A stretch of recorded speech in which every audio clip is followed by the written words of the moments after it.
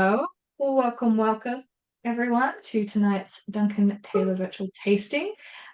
Did we, line this up to make it a week of Taylor? Maybe. Chris's brain works in mysterious ways.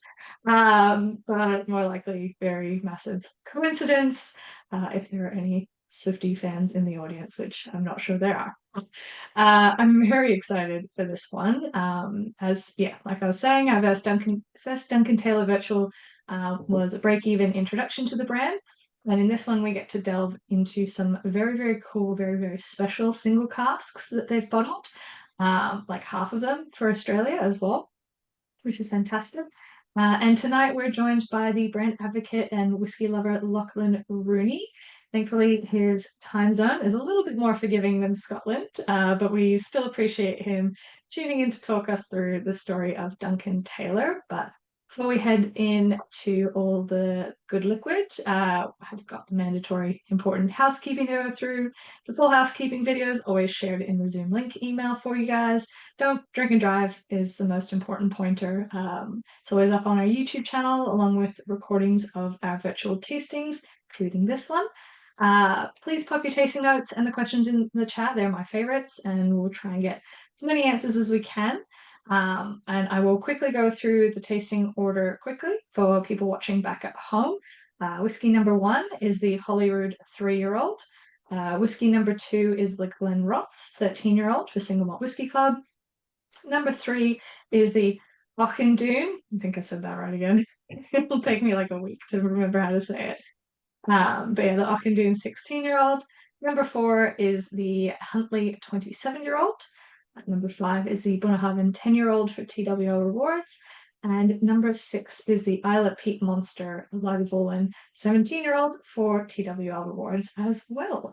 So let's get cracking into the Holyrood without delaying too much. I'm very much looking forward to this because I was literally just there on my latest trip. So I will throw it over to Lachlan to give us a brief rundown of the Duncan Taylor brand and for those in the group who are new to it for the first time. Okay, thank you very much, Emma. Appreciate it. And thank you guys for having me. So I mean, before I even get cracked into anything, as Emma says, feel free to start drinking. Your taste buds are going to cower away as soon as they get that high alcohol percentage on your tongue. So if we give it a few minutes after you run it around your mouth, then they'll get used to it and open up as we move further into the tasting. So feel free to get cracking. But okay. So my name is Lachlan. Or Lockie, I suppose, to you guys. That's probably what you'd more fondly call somebody with my name. And I am the ambassador at large for Duncan Taylor and Black Bull and all over the Asia Pacific region. Now, as Emma says, I am based not in Scotland. I'm a little bit closer to you guys, but not all that close. I live in Vietnam. So it's not that bad a problem. It's 3:30, but that's not too early to start drinking whiskey. Well, anyway, okay. So also another thing I should caveat with before is that I don't have the whiskeys you guys have in front of me. I have tried a couple of them, but yeah, they're mostly Australia exclusives. So I am basically just going to use ridiculous guest descriptors for some of them. Wet dog, grandma's attic, and you can correct me if I'm wrong. But actually, in the meantime, I've decided to follow along for the first little bit with something from you guys' countries. So beginning with a star word. That's the one that Emma we picked up last time. Yeah. As you can see, I've managed to save it, quite a bit of it, to be honest. We're saving it for the new whiskey bar that's opening in Vietnam, but I thought I might as well crack it for today. But Amazing. yeah, so Duncan Taylor, we are an independent bottler, an independent whiskey maker, I should say. We don't just bottle, we blend and release our own brands within the portfolio. We've been going since the late 1930s, 1938 to be precise. And yeah, we have been bottling ever since. A bit about our history, some of the important parts, I won't go through it year by year. As you can imagine, the 1930s, the late 1930s was not a great time to begin selling whiskey in Europe, obviously because of the war. So not a hell of a lot happened at Duncan Taylor until a little bit later into the century, closer to the 60s and the 70s, where a guy called Abe Rosenberg, he took on the company in the 60s, and he made his money importing J&B whiskey into America back during Prohibition, and he spent all of that money that he invested into Duncan Taylor on a huge selection of rare and interesting casks. And we've really got him to thank for the depth of warehouse that we have today. We have one of the most incredible private collections of casks going. I mean, you can find anything. Obviously, we had the Port Ellen of the last mash that just before 1983 they shut down, along with at least 10 other distilleries that shut down in the same year. So if you're looking for something quite special, you can find that in Duncan Taylor. So anyway, unlike an OB tasting of a core range, we don't really have the luxury of memorizing a transcript. One of the beauties of something like this is that it's always something new. So it's going to be quite challenging today, but it'll probably make for quite an entertaining tasting because I will be guessing them, and you can tell me again if I'm miles away or not. So yeah, well, I wasn't sure what the format was, so maybe we can do like a live poll in the chat. You can, if you've got your camera on, give me a 1, 2, 3, 4, 5 rating. Yeah, I haven't Well, come across we'll some. we'll do a poll at the end of like the top Okay, two favorite out of all of them. It is always hard as well. Like I think sure. actually the last two virtual tastings, the first whiskey on the lineup was the favorite, which is highly Oh, unusual. not gonna happen But today, I think. yeah, really, really cool. But yeah, obviously for some of the whiskeys, you guys are the important tasting notes people for Lucky. I will Yes. say I think I spilt a little bit on my hands when I was like pouring it into my glass because I keep the little cap on because I sometimes go back to the whiskeys, and I just instantly was hit with the smell of service station cinnamon donuts, like that really like doughy, heavy, cinnamony, sugary kind of tone to it. But yeah, Brendan's getting warm cinnamon and apple Yeah. as well. Um, I'm Yeah. curious as well. So Andrew says that they know almost nothing about Holyrood. Is that have you been to the distillery, Lockie? I certainly have. This the distillery kind of like a palate cleanser, shall I say, at 3 years old. More like the kind of hipster craft distillery with a man bun of all of them. A lot of them are a lot more well established and well known. So I'm not all that surprised, Andrew, that you don't know nothing about them yet. So this is a distillery from Edinburgh. It's founded at the bottom of a dormant volcano called Arthur's Seat. Now, if you haven't been to Edinburgh before, well, you asked them if I've been there before. Yes, I used to live 5 minutes away. Literally 5 minutes walk from the distillery. I remember when it opened, and it's always been a distillery that's not caught me off guard, but they do things quite differently there. Now, everyone says they do something different, but it's one of those exciting distilleries that I think is going to change or define the course that whiskey takes. They're very experimental, and where most new distilleries are desperate to nail down their distillery character for the years coming ahead, it's for this consistency. These guys prioritize creativity. It's become part of their DNA. So that's something that will always bring me back to them. Now, don't get me wrong, when they're experimenting with things like Japanese sake yeast, heritage malts, Munich malts, even Mexican lager malts, chocolate malts, they don't always get them right. So some of them are objectively quite crap, and they'll admit that. But once they find something good, they will cask it and they will age it. So this is one we have here. They use variable fermentation. So because some of these ingredients are a little bit unique, sometimes they need like up to 380 hours of fermentation time for experimental batches, which is pretty nuts. I'd say personally, they have. Oh, I didn't. No, I'll admit I don't know what base they have used for this. However, they had a white stout and one called Black Cork, Cork. Now that's low hanging fruit. I say, but you could say Black Cork, a Freudian slip there. But Black Cork used to be this beer that was brewed in the 19th century in Edinburgh. Now, it's a dark ale. It used five different malts, three hop additions to give the beer a bit more of a bitter flavor. And there's an old story in Scotland about a guy called Deacon Brodie. Now, he was a Edinburgh cabinet maker who lived a bit of a double life as a burglar. And this beer, it featured when he was tried at his trial, the beer was blamed for him getting caught. So apparently it was his undoing. Now, to make a distillate from a beer from the 19th century, along with all of that other stuff, is really, really exciting. So this is where you start to find some more unique young aged whiskies. So it's not really like a 3-year-old you'd find from other distilleries, because the 3-year-old you get from these guys, it can be different every time. It could be a sake distillate, as I say, it could be the white stout. So if you do see more of these, it's definitely worth trying some other ones out.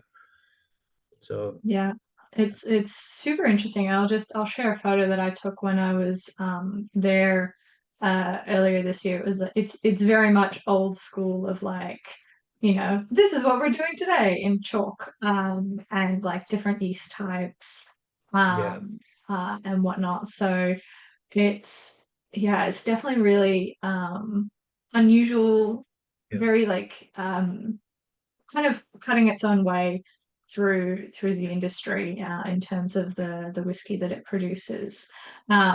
I think we'll probably move on to the Glenrothes in a second, but I Okay. am curious to know if you think, Lockie, that we might be seeing more Holyrood casks come onto the IB market, because particularly when I was there, I heard rumors in Edinburgh that they're currently potentially looking for a buyer.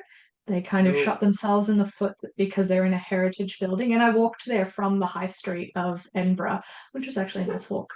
But yeah, I heard that were potentially looking at someone to either buy the space or buy the distillery, because they kind of were like, well, we need to grow bigger and we can't do that here. So I'm curious to see if there That's might a shame.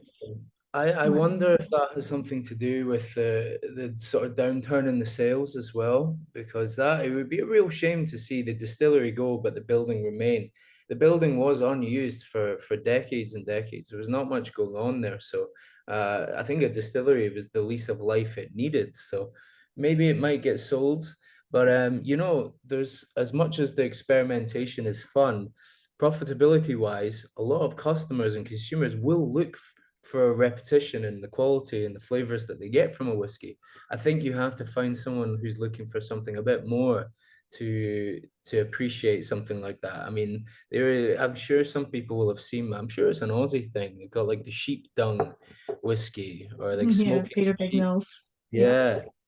I mean, they try a lot of stuff like that, but I don't know if that keeps the bills paid, to be honest, doing things like that. So Yeah. anyway, I won't expect But that yeah. to be a 5 out of 5. It's 3 years old, the minimum aging. So It's definitely still like it's really chewy in a really lovely way. Like I still really enjoyed it. Andrew mentions as well. Do you have the specifications and the cask so, maturation on this yeah. whiskey? We'll So go into that and then we'll this is a move on to sherry flavor. hogshead. So aged at least 3 years in a sherry Oloroso hogshead. That's pretty much all we know. Who knows what the yeast Well, and all that's that? exactly it. Yeah, the Yeah. mash bill is up to anyone's guess. I wonder if they do tell people what they're buying, because that's where they're happy to tell the customers when they visit the distilleries. But I don't know if that would change the perception or if people wish to purchase it, because maybe the yuzu or sake versions might not be all that popular to some market. Yeah. We're like, you want this cask? Don't ask what's in it. You want it. It tastes good. Yeah, yeah. Okay, Yeah. so feel free to We'll go move on on. to whiskey number two, the Glenrothes. So this was, I mean, so most of the guys in the chat as well know that I taste these alongside you guys. I can tell you that the rest of the team in Sydney have been hoarding everything from me, and I have not even tasted the Oh. TWL exclusives. So like, I'm excited to try all of the Australian exclusives for the first time. That's great. I mean, I'll admit I haven't tried it either. So, Yeah, but we're in the same boat. Yeah, this one was really popular when we took it to Dramfest in I think last year, just before heading over to Australia. That was our most popular whiskey of the show.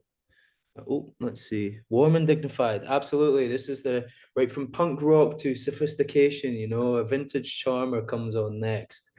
It's a very storied distillery. You know, something just off the top of my head, remember they had a fire. Can't remember if it was the early 20s, but it's not uncommon for bonded warehouses to catch a blaze. But this one ran into the river, the burn, and the streets nearby, and they say that the trout and the salmon were steaming for days after the spill. But um, but yeah, this saltwater taffy, nice marshmallow, all sweet and musky. I Mm, like those kind of tasting those. Yeah, more often than not, Glenrothes you'll find is sherry. So these guys, they're sherry cast daft, and I think this dram is no exception. But what I will say is, we should talk about the difference between this bottling and the other one we've had before. The first was a single cask, and this one is from our Octave range. So Octave is also a small single cask, 1/8 of the size of a hoggy, hence the Octave of the 8 logo in the name. And this one we would finish generally in, this one's been in an Oloroso Octave. I can't remember if this was, how many months this has been, perhaps 9. I'll have a look at the photo. But we tend to age them between 3 to 9 to 10 months or so in an Octave. Now, something to look out for, we have started to finish in Palo Cortados and Pedro Jimenez and Amontillados in the octaves. So look for those in years to come. Very, very, very good. and octave cask maturation is obviously like I think us in Australia, we're very familiar with that smaller Sure. cask maturation, but it's usually for longer term or the full life maturation for Aussie whiskey. But it's one of those like really hard kind of sciences, really. It's getting it right. And I think, am Absolutely. I correct in saying Duncan Taylor is like the only one that really has a range that is dedicated Yeah, to that small cask maturation? absolutely. So yeah, for just over 20 years now, we've had the Octave brand, and I've been pioneering the Octave cask finishing.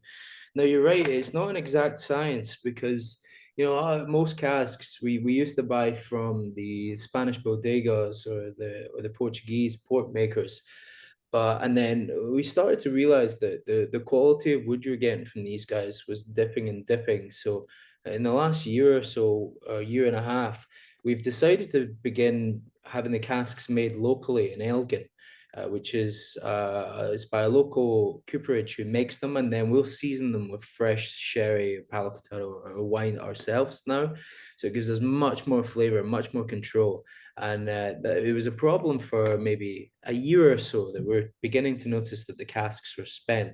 So luckily, these kind of things go up and down as the sherry casks get more expensive and more popular. We've found that building our own and seasoning them ourselves and aging them on site is cheaper than buying the wood from the Spanish bodegas now, and better. So it's an exciting time to see what the Octave range is going to bring. And you never know what you're going to get because there's only around 90 to 100 bottles in each run. So you might buy the same Glenrothes vintage a few different times, but it might have 3 different finishes and 3 completely different flavors. So yeah. Mm. Yeah, that's really cool. I'd be curious to kind of see, obviously, Spanish bodegas have a much hotter summer than Scotland, and Elgin in particular being very cold coastal area. But yeah, I would be kind of curious to see how the wood comes out at the end, how the sherry comes out at the end as well. Like if it's how it's kind of influenced. Brenda's got a great question, which I was kind of thinking as well. How long are you guys currently leaving the sherry in the casks? Is it a That season or more of like is a an absolutely great question because that was one of the issues that we'd had before.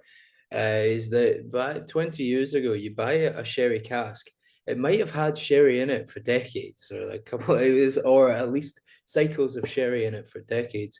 Whereas these days, the ones you buy from Spain are rinsed.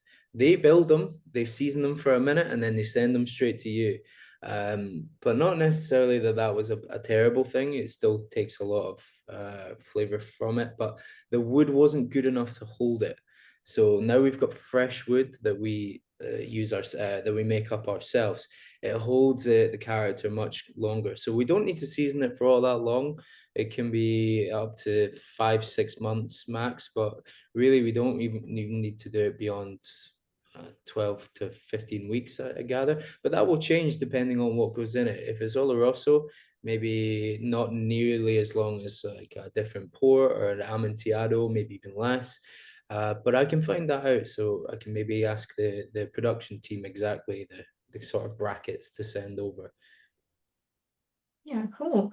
I think yeah, it's definitely a conversation we have a lot in the industry. And I mean, we're drinking a Glenrothes, and that's kind of they're a distillery that is using sherry seasoned casks to begin with.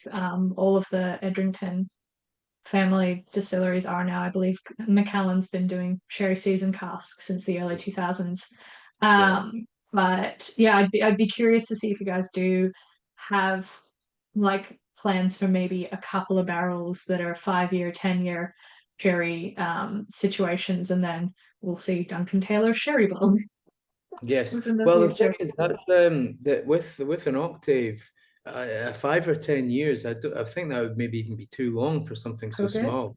You got these Yeah. big sherry butts and puncheons. They'll take a bit longer to season than something so small. So who knows? We'll see. Yeah, nice. Rob's asked as well, all the others on the lineup tasting are cask strength or barrel strength, but this one it comes in at 46%.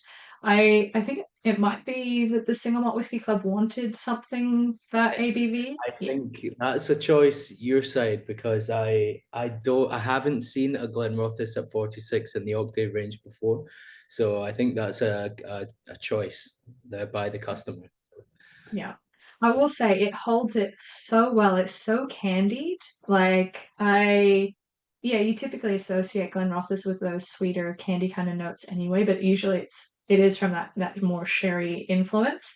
But yeah, this is still very candied in a more soft way, I suppose you Yeah. could kind of phrase it. I mean, like we were getting marshmallow, saltwater taffy, like and Jersey caramel and all those good things. And he says sweetness on the nose with dry, almost medicinal finish. Yeah, it's not like super saccharine. I'm not drinking it being like, I'm diabetic now. Like it's still very, very approachable. So yeah. All right. Well, we might move on to the next whiskey. And I think we're kind of going to do the next two whiskeys as kind of a Yeah. semi Yeah. side by side. But I'll quickly ask a great question from Michael first. Are these octave casks made up of virgin oak that you guys are acquiring, or are they predominantly cut down refill casks? Yeah, So, that's a good virgin. question. So a lot of the older range were cut down hoggies or refills, but now all the ones we're getting from the Speyside is called Oakwood, Speyside, Cooperage and Speyside. They are virgin oak. So virgin oak will charm in our cooperage. So we have a cooperage, but not at the scale that on site we have our own cooperage team, but we don't have one at the scale that can produce the cask. It's basically just a cask hospital to make sure they can mend up fine and replace staves and all things like that, stop leaks. So these Yeah, guys make virgin oak for us, casks for us. cask triage, you might say. Exactly. Yeah, Like, okay. awesome. Well, let's move on to the whiskey number three, Auchindoun. And I have to admit, is this a code name whiskey Mm, or? Yeah, I suspected. I'm real rusty with some of the code names. I know the classics, but yeah, are we allowed to be let in on what this is? I mean, I'll give you clues then because I don't know if I'm allowed to say, but I'll make it pretty obvious. Yeah, someone's put in the chat, Andrew Teaspoon. I brought this for this very specific question. Yes, indeed, it is teaspoon. So it's a teaspoon malt, very soft, classic, gentle, space side. But honestly, there's some serious bragging rights to be had here with this whiskey because not many people have tried single malt from this distillery. Now, regardless of if it has a teaspoon of something else in the cask, it's still got that strong, unique character that not many have tried on its own. Now, let's give you some clues then. So the mash and the fermentation takes place at Balvenie, because this distillery is just a still house. So I think it's wonderful value for money as well. I've seen 500 ml bottles of this go for like £300. So not sure how much one of you guys one is, but it's you guys certainly have a good eye for picking the good value whiskies and gems from our range. What I'll do is I'll tell you a story. This is a fun one. The distillery itself is owned by the Gordon or the Grant Gordon family. And their company, they built this distillery in secret. They didn't mention it for 16 years. So I just picture that at dinner parties or like all these high-end whiskey owner parties that they go to, and how they managed to keep it secret for so long is quite impressive. Now, this is, I found a story.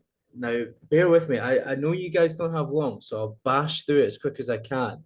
So I have this little book called Scottish Folk Tales. This is either going to completely bomb or people are going to enjoy the story, but it's centered around the family who owned the distillery.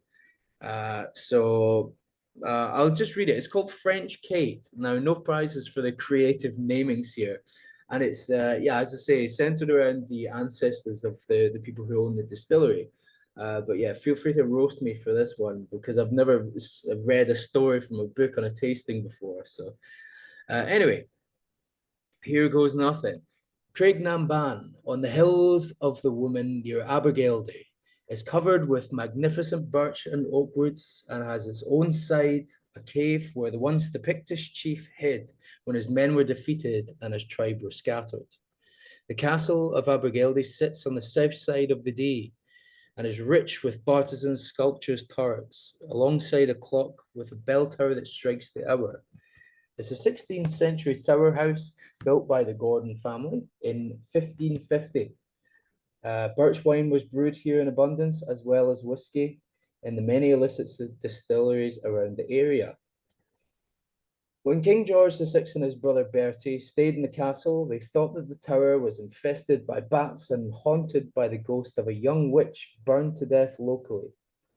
In fact, that story, it comes from a story called French Kate, otherwise known as Kitty Rankin, a young French girl who acted as a maid to the Lady Gordon.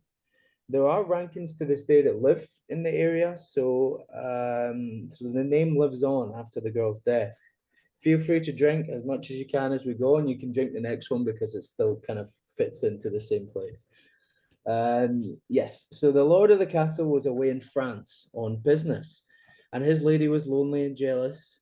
And as women have done since time immemorial, she turned to the black arts to see if she could divine whether or not her husband was remaining faithful on his long journey away from home, which is kind of ironic because my girlfriend uses Find My Friends to see what I'm up to. That's black magic.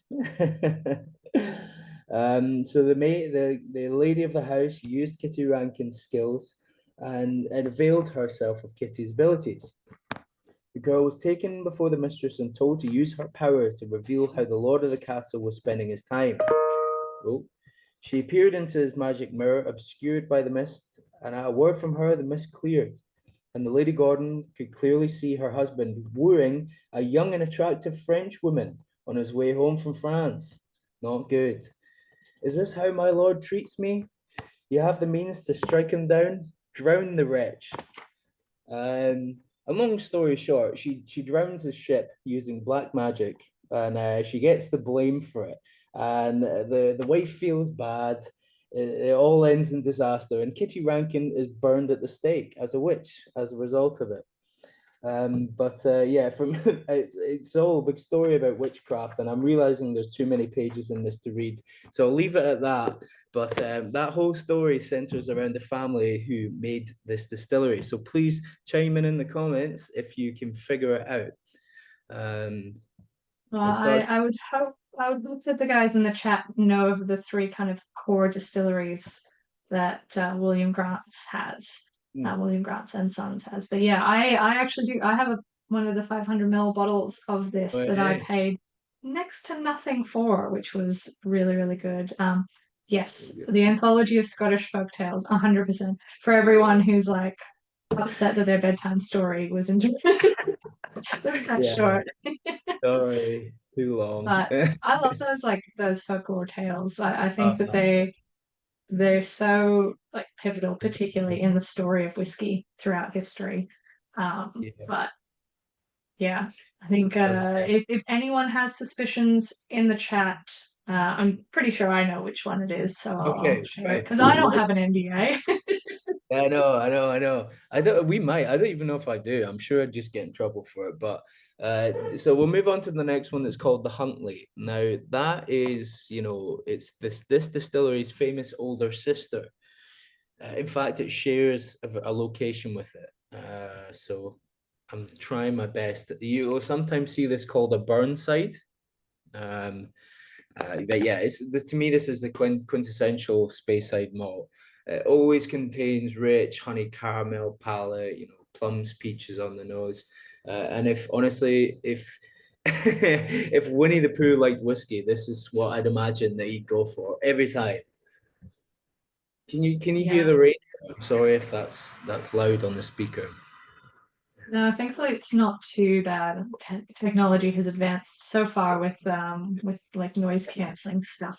I've never seen this distillery called Huntley before. Like I've always ever seen it called Burnside, or Angus Yeah. McGrail likes to call it Sideburn because apparently he got Yeah. yelled at for using the word Burnside. Well, there you Uh, go. That's why we call it the Huntley. yeah, fair Yeah. enough. Is that something that like a lot of distilleries are phasing towards? I know there was that brief moment where Lafroig was like, "You can't use the name Williamson because everyone knows what you mean," and then Yeah. everyone was like, "Well, yeah, but what are you gonna do? Stop us? Like we're naming this after Bessie Williamson." So yeah, Yes. Well, exactly. Um, it's difficult to tell. I think a lot of these agreements were all handshakes a long time ago, and people can turn on their word, and sometimes people are happy with it, sometimes others aren't. And some generations are happy with it of the distillery, and others are, not so happy. So this is a different. I've got a Huntley here. This is a Huntley 24. So this one I will join you with. Yours is a little bit more refined than this one here. But this is my favorite quintessential Speyside distillery. And if we're talking bang for buck, like I don't actually know exactly how much this one is, but you're paying half the price of what you would for an OB of this distillery. Um, it's a lot less hot than the Auchindoun. You can put that down to the Winnie the Pooh like malt master from this company. He is, quiet, kind, and as famous as a honey loving bear, should I say. Huntley is 455. Makes sense. It's around yeah, about that. Oh, Michael, yeah. no. Michael in the chat has gotten it for the previous one, Auchindoun. I will say it's you can kind of see the kind of base similarities. And I've actually, if you pass through Duffton, you mostly see the tower, actually, the tower from the story on the kind of outskirts of town, before you can even see uh, Kennedy Distillery. I just still don't know how to pronounce that one. But Yes. nobody ever really sees it. So um but yeah, it's you can, make Balvenie is kind of front and center, and then Kennedy is tucked away. But yeah, Yeah. I don't know. I kind of found that I liked the Auchindoun more. There we It felt go. more kind of gentle. I love the honey notes of the Huntley more. Like Yeah. I'll be curious to see. Well, actually, we can pop it in the chat, everyone, which of the two was preferred, because obviously you've got other whiskies to include in the poll later on. But yes, Andrew, Huntley is Balvenie. I think there was a period as well where pretty much all Balvenie was teaspooned when it was sold on with a bit of Yeah.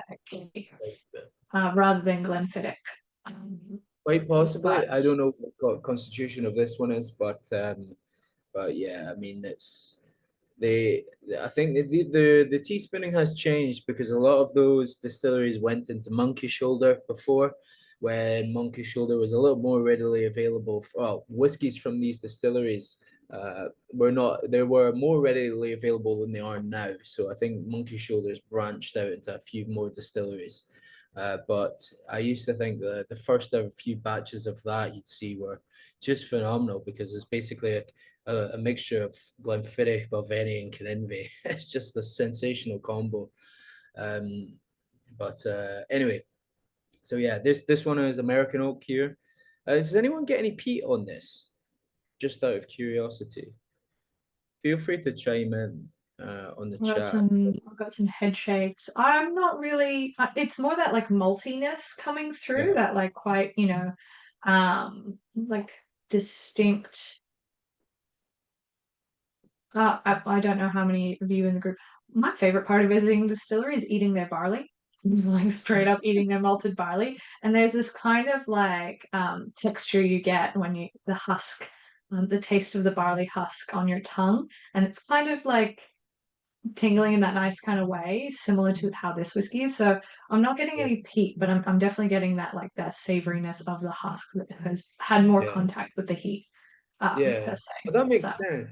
That totally makes sense. I mean, I wouldn't say it's ever going to be too heavy on the peat, but if it does include the distillery that you guys have said it might, which I can neither confirm nor deny, then every single bottle of their whiskies, you'd be surprised to hear if you don't already know, does include a little bit of peated barley. They have their own maltings floor, so each rum, every single one from the 12, the 14, all the way up has maybe 0.5% peated barley. Now, it's not to give it a smoky aroma, just to give it a bit more body and depth, like you guys have pointed out here. Not taking too much away from the honey of the character. So yeah, yeah, there's quite a few distilleries that do that though. I know Cragganmore is another one where they have like a teeny little bit just of a peated malt, yeah. just to kind of, I suppose, texturally on a palate. Absolutely, That exactly. makes Same sense. with all blends as well. Blends, you don't tend to ever taste the smoke in it, but it is in there just to give it a bit more body, and it's more of a binding agent in the compound of what makes a blend. It's not necessary to flavor, just to make all the other flavors, push them forward and stick them together. I suppose. Yeah, Horrible yeah, way to make them play nice. explain. Yeah, Anyway, very cool. Well, I think yeah. the unofficial poll has got the Uh, Huntley in the lead by just one or two That's comments, quite but all right. It's up there for me as well. It's definitely my favorite dram. They released a 15-year-old single barrel, a few of them years ago. I don't know if they still do them, but yeah, I just think they just had the just Madeira one wonderful, recently. just wonderful. Um, okay, what time are we on? How long do we Oh have? no, no, we're We all all good? good. All right. We're still in the okay realm. I do love the tasting notes of Huntley that everyone's getting as well. Dusty honey, Andrew, Okay. fantastic phrasing for it. Yeah. Michael Caves says polished oak, not peat. Yeah, it's definitely Ah, more nice. oaky in tone than peat. And yeah, the Huntley has the edge on the Auchindoun because of the honey. But a drop of water really softens it apparently as well. There you Matthew really go. likes Huntley, but feels like he'd be more drawn to the Auchindoun. And then yeah, it's a bit softer. Yeah, it feels softer. I think as well. I mean, is this anyone else's like a little give a little wave of a hand? Is this anyone else's first time trying a Kinninvie? See some nods, yeah, and lots of hands, yeah, yeah. Yeah. I think I think maybe I've tried one, but it was Yep, it's not common. not Rare to see. distinct.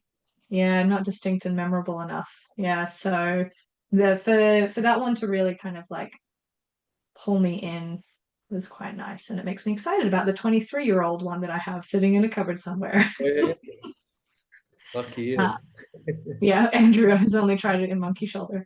Valid. Oh yeah, yes. That's funny that I like these comments of what was it, polished oak and dusty honey. At the start of this, I joked that I might just give tasting notes like my grandma's attic. For Yeah, real, dusty jars of honey and like varnish or polish is exactly what her house would smell like anyway. So you guys have nailed amazing. Yeah, it's the beeswax mothballs that have been sitting in the cupboard for like it. centuries. Absolutely. I don't know. Do you Yeah. guys get Worcestershire sauce over there? Yes, we No. do. Yeah. Yeah. She had a bottle of that from 19 that went off in 1998. I remember that when I was, I don't know, maybe 12 to 15 years old. And it still tastes the same, I'll admit. Still good. Yeah. Somehow That's super cool. It's awful. yeah, it's definitely one of those things that is not particularly seen everywhere, but I think it's like we have it in the shelves because I feel like all the British people who moved over to Australia were like, well, we've got to have it. We don't want to use it, but we've got to have it.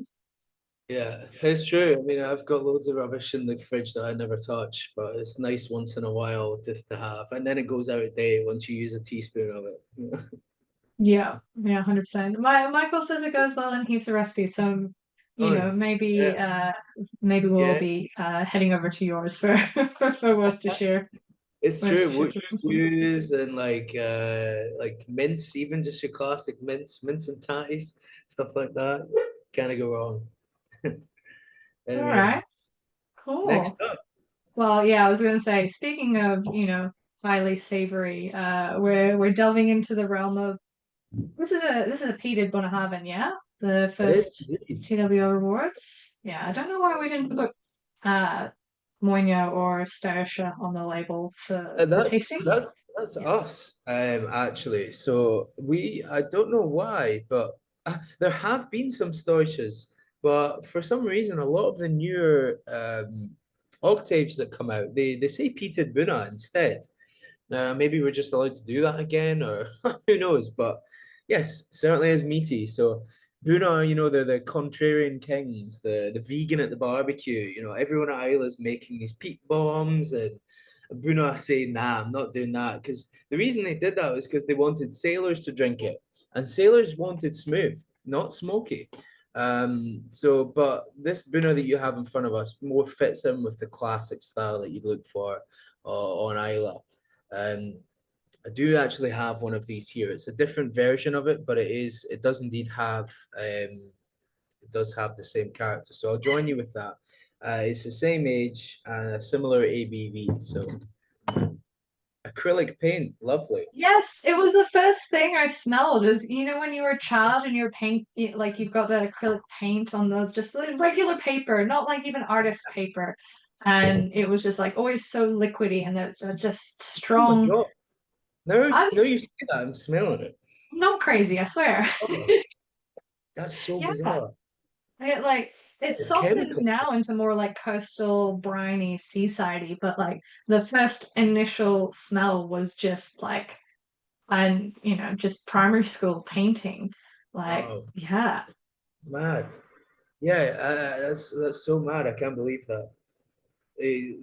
All I can smell is that now. I I'm can't even sorry. breathe that. Like, uh, it's a nostalgia thing. Not necessarily I want to drink this thing, maybe when you uh, were a child, but like yeah, yeah, I completely agree as well with like, yeah, when Bunnahabhain started making peated whiskey, it was sort of like, you're joining the dark side yeah, yeah. kind of thing. But No, it's it's great. it's great, and it's one of those things. There's to me, I always see like two different styles of distillery. You've got the ones who sit like lonely in the valley or the glen, and very eye-catching, elegant, picturesque. Oh, actually, that's the one Emma, the one I was going to use as my video background. So Oh, I'll yes. I'll quickly do it so you can see, but I tried to make a video picture background, but Zoom doesn't really support that with my face for some reason. So I look absolutely ridiculous. But that is Buna. You just look beyond my silly face and you can see it's such a beautiful distillery right on the water, away from everything else. Um, But in contrast, you have, once you form that part of the town's community, like Oban, Holyrood, of course, or Bowmore, and Isla's full of those little beautiful places, and the town of Bowmore in particular. Now, Bowmore isn't always my favorite dram. I much prefer the softer notes that you get from Bunas, or the strong Lagavulin 16s, actually, my favorite. Outside of everything that we do, of course. But yeah, Bowmore has got this like beautiful situation at the bottom of the main street with the church at the top of the main street. Just a quick fact, if anyone cares, there's a circle church at the top of the main street in Bowmore, and it's circular because they don't want the devil to have any corners to hide in, apparently. But then halfway down the street, you got the co-op, and then at the bottom where the distillery is, the runoff water heats the local swimming pool. And so I love these little stories that whenever you go to these little towns on Islay that you find out. Uh, but anyway, I digress. I'm getting a little too into other distilleries here. But Yeah, it's Isla's just such a beautiful place though, and I always describe the first time I went to Bunnahabhain, it was like overcast and grey and windy, but it wasn't raining, so it was just like a miracle.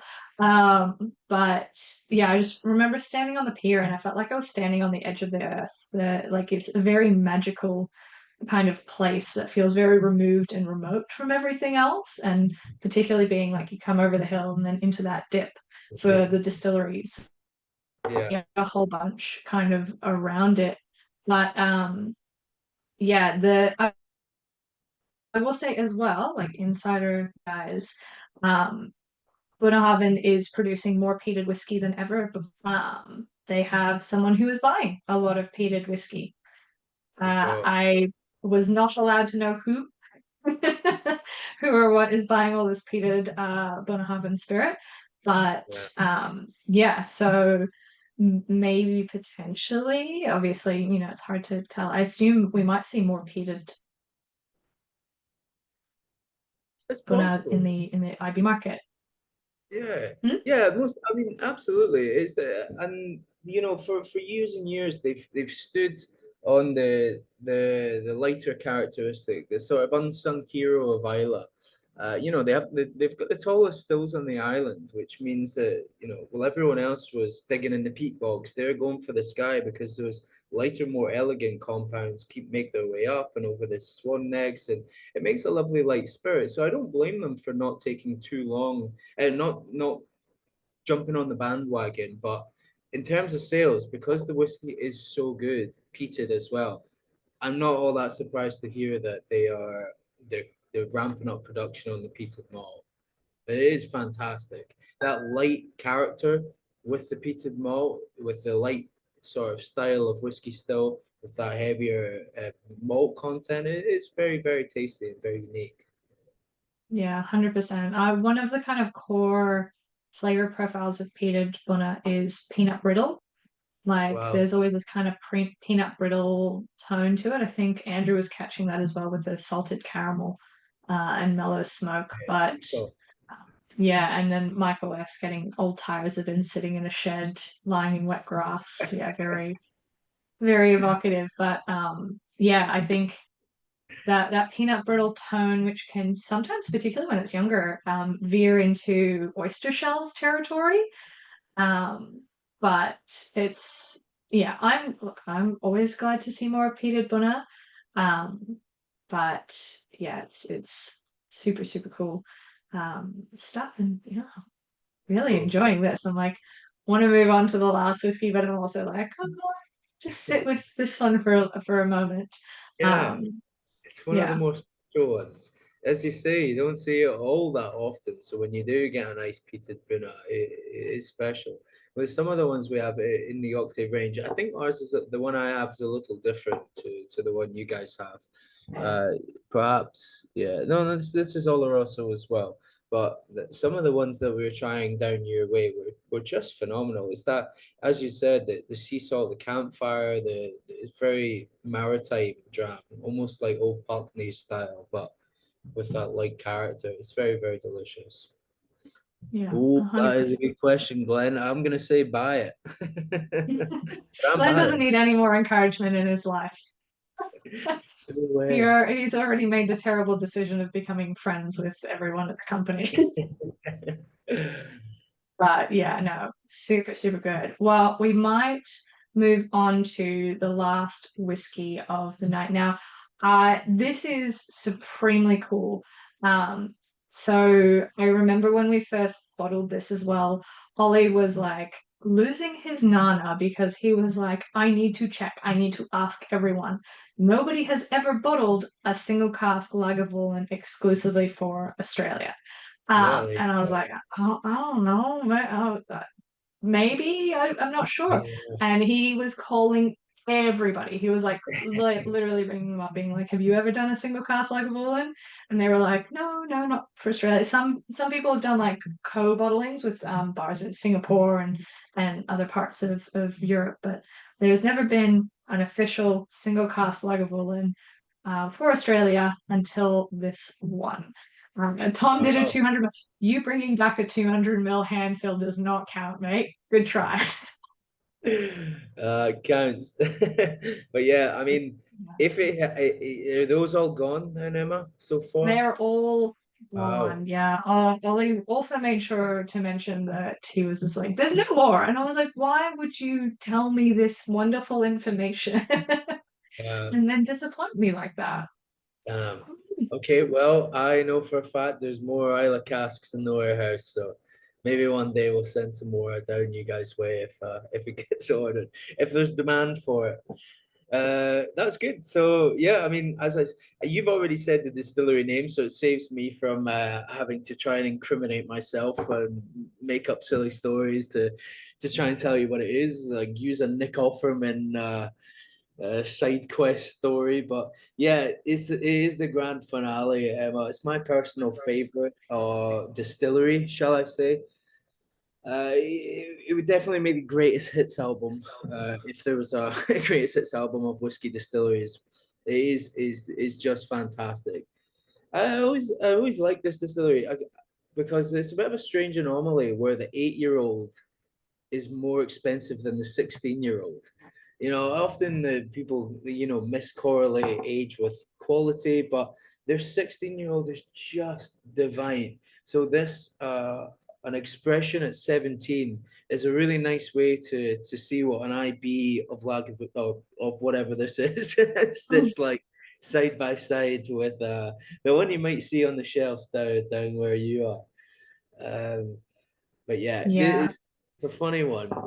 I love the stories of the south coast of Islay down there. I remember there was a story about the major beef that Lafroig, we were talking about Lafroig earlier on, Lagavulin and Lafroig had in the 1800s and like the early 1900s, like legal battles, accusations of recipe theft and all that kind of thing. And like that, these days you try a Lafroig and this one side by side, and they both have their own distinct character of flavor of smoke. And on the smokeometer, like Lafroig is much more that TCP medicinal smoke. Whereas down halfway down, you'll have a barbecue, and then you've got your sweet smoke. This is right in that sort of sweet tea barbecue TPC in the middle. It's just sensational. And that Peter Mackey, he was an ex Lafroig agent, one of the guys who was selling it, and he eventually was the owner of Lagavulin. He was a particularly petty guy. He even went as far as to cut off the water source for Lafroig back in the day, rendering them unable to produce whiskey, taking them to court, and he got taken to court for trying to copy the still shape for another distillery so that he could put Lafroig out of business. And I thought that healthy competition down on the south coast just makes for some really interesting distillery character these days. And this is just it's the perfect rounded understanding of Lagavulin in all its splendor. It's just wonderful. So I'm glad to see this is getting AAA pluses here, and let's see, caramelized Yeah. pineapple. Wow, very interesting. I once tried a Lagavulin cocktail that had caramelized pineapple, sage, red peppercorns shaken up into like a cocktail, it was almost French martini or espresso martini style. Just double shot of Lagavulin, sage leaves, fresh, pink peppercorns, and caramelized pineapple. And it is incredible, but expensive, of course, because it's Lagavulin 16. But if you have the chance to make it with pineapple juice, like caramelized pineapple juice, it's super easy. Ground up pink peppercorns and sage, and a double shot of Lagavulin. It's a nice cocktail if you're that way inclined. So anyway, just funny that you said the caramelized pineapple there. Yeah, it's so free. I also get, I think and yeah, I think someone before said, yeah, Howard said it was very fruity. I always get like a Moroccan tagine, you know, the one that has just the juicy apricots through it. So it's that savory like spiced stew with apricots and raisins. But not quite the raisin tone. Um, Slight but stew is perfect because it's got a very slow. It's the slowest distillation process on Islay at like 5.5 hours, so that makes it really rich. So a stew or a tagine is pretty accurate for. yeah, but they also operate 24/7 as well, just to kind of keep up with demand. They're Yeah. not succeeding at that. It's I think it's one of those things, and you were saying before as well that the 8-year-old is more expensive than the 16. And that is a question I get asked a lot as well. Um, but I kind of think of it this way, is they're making the 8-year-old and it's screwing them over for the 16. Like that is those are barrels, that is whiskey that could have become 16-year-old given Yeah. another 8 years. So it's sort of like it's almost offsetting the cost of losing a 16 with Yeah, it. fair. Okay, I see. So it's more expensive because you're taking the fruit early off the tree before it can bloom. Yeah, Yeah, no, like what is it? ruining your There's heart. matcha tea. Matcha tea is like the really young leaves or something like that. And so, it's early on, hard to deal with, more expensive. I don't know if that quite works, but I think where was it? Rob really nailed it on the head. I preferred this when I didn't know what I was missing out on. Um, yeah, I'm kind of in the same boat here. It is absolutely beautiful, and I think it is, and the cocktail suggestion as well. Lagavulin 16 is getting more expensive, and it's getting harder Okay. to get your hands on good aged Isle at a reasonable price. So um, yeah, that's why we love hunting down indie bottlings of things that Yeah. we can select for you guys, and knowing that there's more Isla casks in the warehouse is very excellent news. I have no doubt that Chris will be watching this back, and Lachlan will get an email being like, "How much? What?" He'll be annoyed we've shared the goodness and more people want some so quickly. So Exactly. Yeah. yes. No, absolutely beautiful. So I will run the poll now that we've tasted through all 6 whiskies. I will run the poll. You can pick your top 2 favorite whiskies of the night. Lachlan, you and I can both see people as they vote. It's like horse Cool. racing. It's fantastic. Um, Cool. Ooh. but yeah, no, it's mesmerizing. Do you know what? That looks like exactly like we've chosen the order perfectly. I love to see Yeah. it. And I know that yeah, tough night for the first 4. I know, right? It's like, it's like the Hollywood was like so young and sprightly coming into this conversation, Yeah, and then I it know. just got completely Yeah. shut out. It's like a school kid turning up for the 100 meters at the Olympics. He's never gonna win. Yeah, yeah, yeah. It's Yeah, fun to see. 100%. Yeah, it's Ah, truly that scene in Indiana Jones where the guy pulls out a sword. yeah. The judge just shoots him. But yeah, so I know a couple people have been asking as well about the what Duncan Taylors we do have. I am sharing the URL link to all of the bottlings that we have available at the moment. Yes, Patrick, I noticed that you joined just in time for a terrible time zone change. Welcome to Queensland time zones and daylight's not I know. savings.